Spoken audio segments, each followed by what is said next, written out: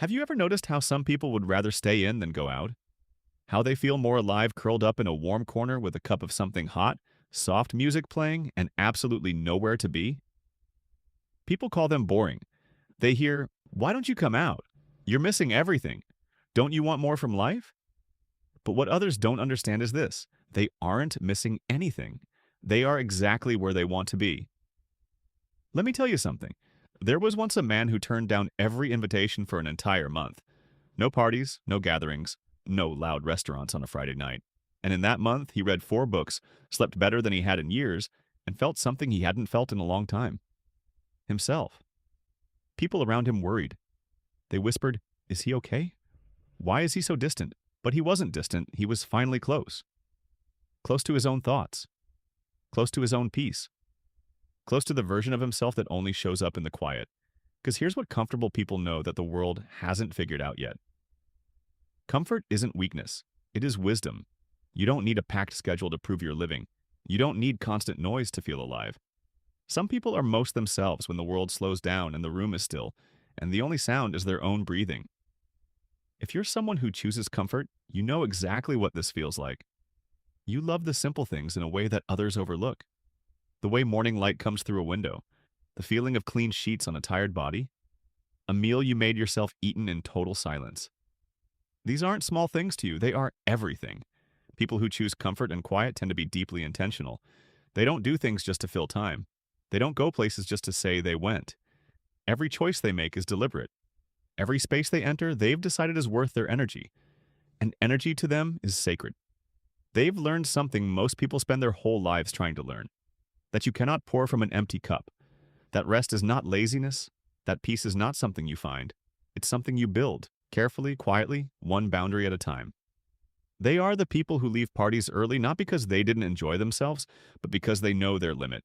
They know the moment the night shifts from good to draining. And they choose themselves before that happens. They don't apologize for it either. Not anymore. There was a time they did. A time they said yes when they meant no. A time they sat in loud rooms feeling invisible, laughing at jokes they didn't find funny, performing a version of themselves that belonged to everyone else but them. But somewhere along the way, they stopped. They chose the quiet corner.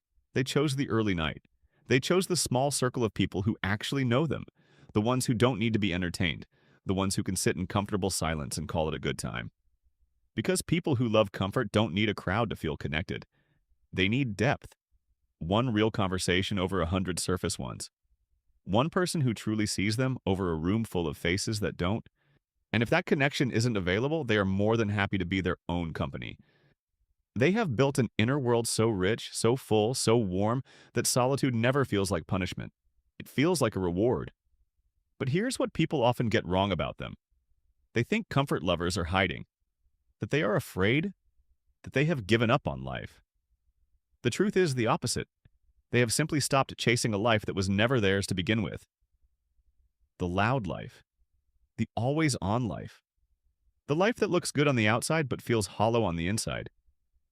They chose instead a life that fits, soft around the edges, slow enough to actually feel, quiet enough to actually think, full in a way that doesn't exhaust, beautiful in a way that doesn't perform.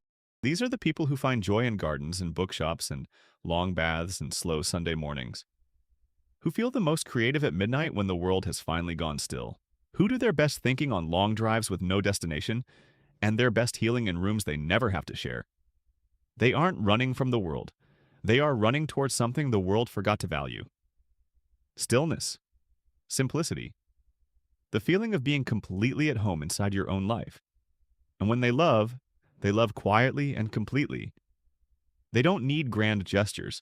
They need someone who understands that staying in is its own kind of romance. That a quiet evening together is just as intimate as any adventure.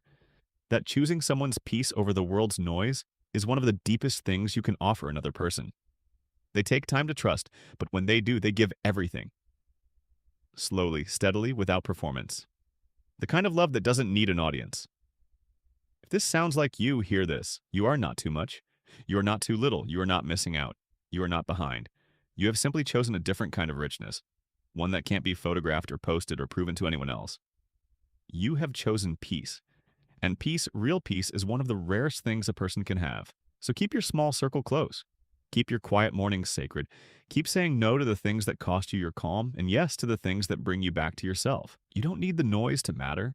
You don't need the crowd to belong. You don't need to explain the life you have chosen to people still searching for one. Your comfort is not your cage, it is your foundation. And from that quiet, steady, unhurried place, you are building something most people will never have. A life that is completely, entirely, peacefully yours.